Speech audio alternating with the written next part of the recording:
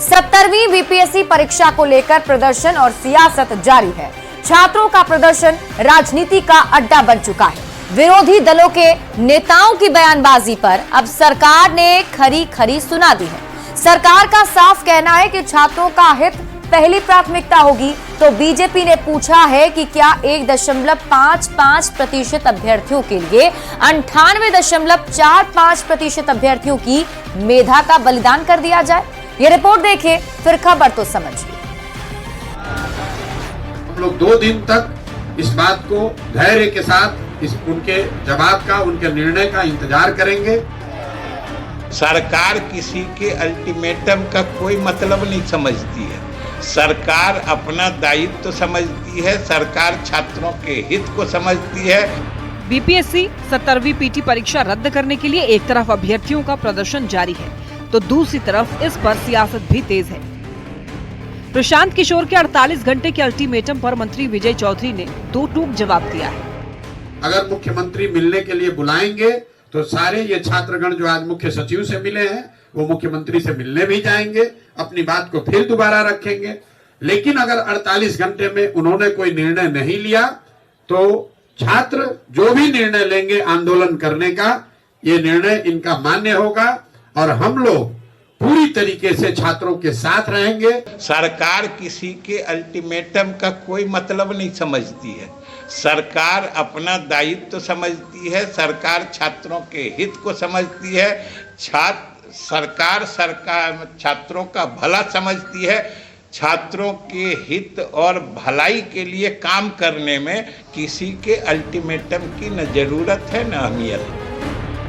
सरकार पर लगातार परीक्षा रद्द करने का दबाव बनाया जा रहा है, लेकिन इसी बीच बीजेपी प्रवक्ता नीरज कुमार ने सोशल मीडिया एक्स पर कुछ आंकड़ों को साझा किया है और पूछा है कि क्या 1.55% अभ्यर्थियों के लिए 98.45% अभ्यर्थियों की मेधा का बलिदान कर दिया जाए। बीजेपी प्रवक्ता ने पोस्ट में लिखा है, आयोग को कुल 4.80 लाख आवेदन प्राप्त हुए। बाबू सभागार में 17,900 अभ्यर्थियों के बैठने की व्यवस्था है। करीब 12,000 आवेदन ऐसे थे जो कि इस कैंसिल हुए परीक्षा केंद्र के लिए प्राप्त हुए थे। 13 दिसंबर को 62% यानी कि 7,440 अभ्यर्थियों ने परीक्षा में भाग लिया। ये कुल प्राप्त आवेदन का 1.55% ही है। तो क्या 1.55% के लिए 98.45% अभ्यर्थियों की मेधा का बलिदान कर देना चाहिए? इधर बीपीएससी अभ्यर्थियों के आंदोलन पर जारी सियासत के बीच डिप्टी सीएम सम्राट चौधरी ने कहा है कि बीपीएससी ऑटोनमस बॉडी है और अभ्यर्थियों के हित को देखते हुए फैसला लेगी। तो बिहार के उद्योग मंत्री ने भी कुछ ऐसा ही बयान दिया। आरजेडी के मुख्य प्रवक्ता शक्ति सिंह यादव ने सरकार को अभ्यर्थियों की कोई चिंता नहीं है बताया। बीपीएससी उसको देख रही है, बीपीएससी के द्वारा ही सारे चीजों को तय करना है। कल मुख्य सचिव से भी उन लोगों ने एकदम ऑटोनोमस बॉडी है, उस पर तय करें। मुख्य सचिव के स्तर पर जब प्रतिनिधिमंडल ने मिलकर अपनी बात रखी है तो थोड़ा समय देना चाहिए और जब लोगों ने अपनी एक बात रखी है, एक तरीके से उन्होंने बात रखी है तो थोड़ा सा समय देना चाहिए कि मुख्य सचिव के स्तर से क्या निर्णय होता है और जो भी निर्णय होगा वो छात्रों के हित में ही होगा। एक आधुत अतिशयोक्ति नहीं होगी कि शासक अचेत अवस्था में, पत्रों के जवाब नहीं मिले। आप कैसे उम्मीद करते हैं कि उन अभ्यर्थियों के जो सवाल है सामने उसको गंभीरता से शासन ले? अभ्यर्थियों के आंदोलन और कांग्रेस के राजभवन मार्च के बीच सरकार ने ये साफ कर दिया है कि वो किसी के अल्टीमेटम का फिक्र नहीं करती है। फैसला छात्रों के हित में लिया जाएगा। न्यूज़ 18 के लिए पटना से धर्मेंद्र कुमार, शैलेंद्र साहिल के साथ अमित कुमार की रिपोर्ट।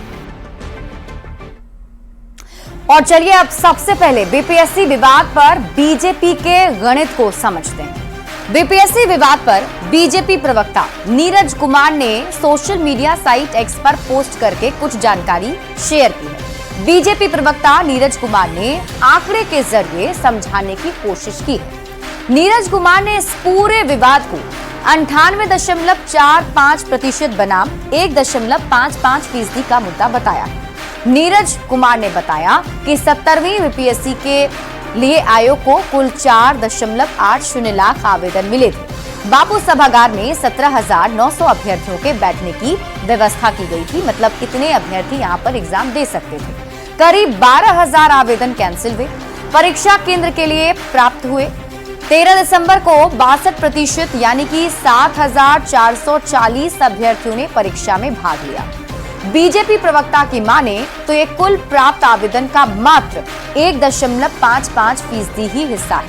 उनका सवाल ये है कि क्या 1.55% के लिए 98.45% के मेधा का बलिदान कर देना चाहिए।